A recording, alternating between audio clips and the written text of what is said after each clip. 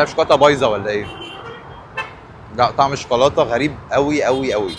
بعد فيديو الكرواسون اللي فات ناس كتير قوي رشحت لنا اماكن في الكومنتات، فاحنا جبنا 4 اماكن من اللي انتوا رشحتوهم، وهو قصر عابدين، الاصدقاء، فلوكيجر، وتريانو. وطبعا هنبدا بالحادق الاول، وهنعمل برضو زي ما انتوا قلتوا لنا، نبدا بالرخيص ونطلع للغالي. فيلا بينا نبدا باول واحد، قصر عابدين. شكله حلو جدا، ما لقيناش بالجبنه فجبنا كرواسون ساده. تعالوا نفتحه ونشوف شكله من جوه عامل ازاي. شكله من جوه كويس، نسيت اقول لكم ان هو سعره عامل 10 جنيه. فتعالوا ندوق ونشوف الطعم. بسم الله. انت مستني اقول لك حاجه؟ كرواسون عادي جدا ساده من الفرن ب 10 جنيه، هقول ايه يعني؟ وتاني واحد الاصدقاء بسعر 38 جنيه. هو حجمه صغير شويه، بس تعالوا نشوف الحشو بتاعه نفسه من جوه عامل ازاي. وده محشي جبنه شيدر المفروض.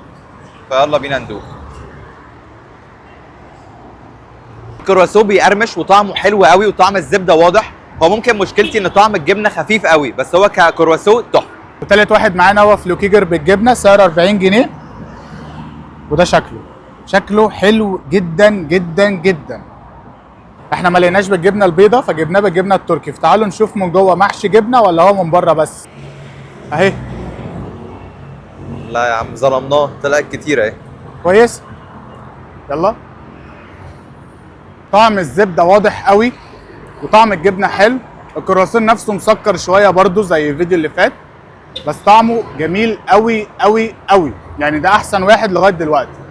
وندخل على اخر واحد معانا في الحدق، هو تريانو بسعر 55 جنيه. بيكون ساده وبعد كده يحشيهولك اللي انت عايزه. احنا طلبناه جبنه بيضه. يلا بينا نقسمه وندوق.